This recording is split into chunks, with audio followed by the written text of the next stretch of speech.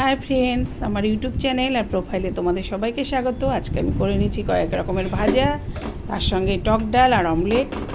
সেটাই তোমাদের সঙ্গে আজকে একটু শেয়ার করব। আমি টক ডাল করার জন্য প্রথমে আমি মুসুর ডালটাকে সেদ্ধ করে নিয়েছি, তার মধ্যে দিয়ে দিলাম কাঁচা লঙ্কা আর দিয়ে দিলাম ছোটো ছোটো আমড়া, যেটা হাফ করে কেটে নিয়েছি। তো এটাকে আবার আর একটু ভালো করে আমি সেদ্ধ করে নেব। আমড়াটা আর লঙ্কাটা এখনও সেদ্ধ হয়নি, সেই জন্য। তো এবার এর মধ্যে আমি দিয়ে দিলাম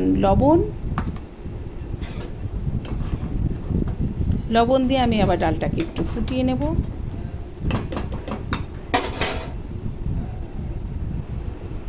তারপরে যাই হোক, আমি ডালটাকে কিন্তু ফোড়ন দিয়ে দিচ্ছি। এখানে ডালের ফোড়নে ছিল সর্ষে আর শুকনো লঙ্কা।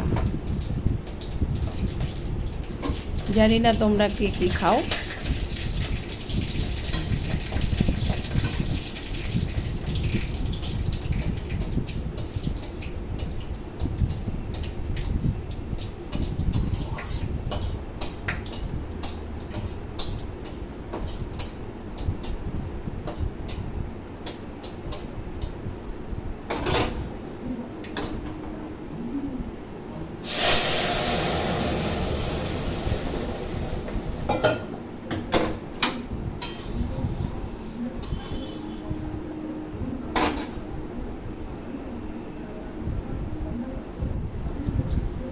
রান্নাঘরে এত গরম,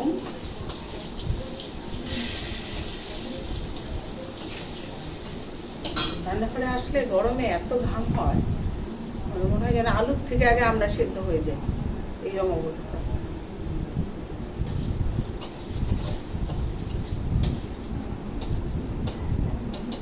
পুরো সেদ্ধ সেদ্ধ অবস্থা হয়ে যায় মানুষের রান্নাঘরে যতক্ষণ থাকি ততক্ষণ। পটলটা একটু ধীরে ধীরেই ভাজতে হয়, আবার মিষ্টি কুমড়োটাও তাই, কিন্তু একটু ধীরে ধীরে না ভাজলে ভেতরটা একটু আমার কাঁচা কাঁচা থাকে। তো পটল ভাজাটা করে নিয়ে তারপরে মিষ্টি কুমড়োটা দেবো।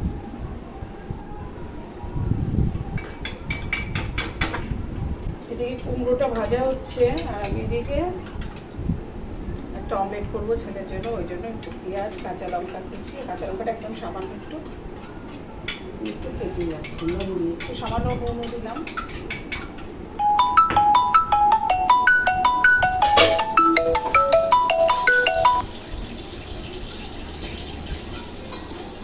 মাঝখানে একবার কুমড়োটাকে উল্টে দিয়েছিলাম, প্রায় হয়েই এসছে কুমড়ো ভাজাটা।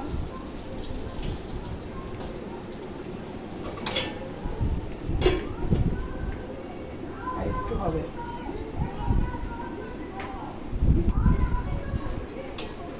কুমড়ো ভাজাটা কিন্তু একদম হয়ে গেছে,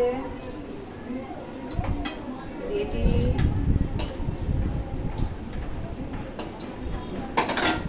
এবারে ভেন্ডিটা দিয়ে দেবো।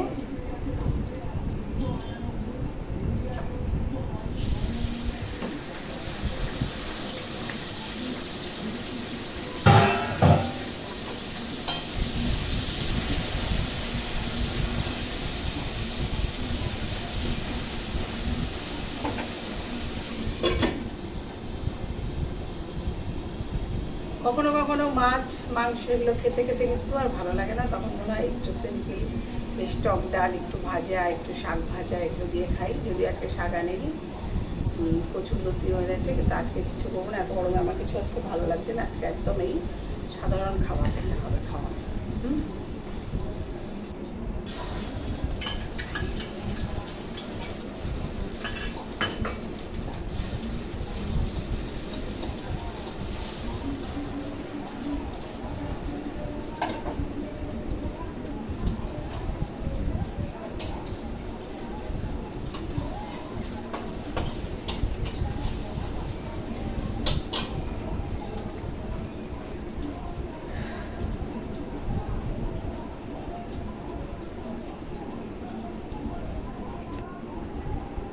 তো দেখো ফ্রেন্ডস, এই হয়ে গেল অমলেট আর এই হয়ে গেল ভাজা।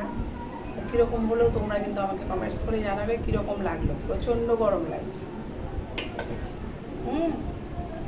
তাহলে টাটা সবাইকে।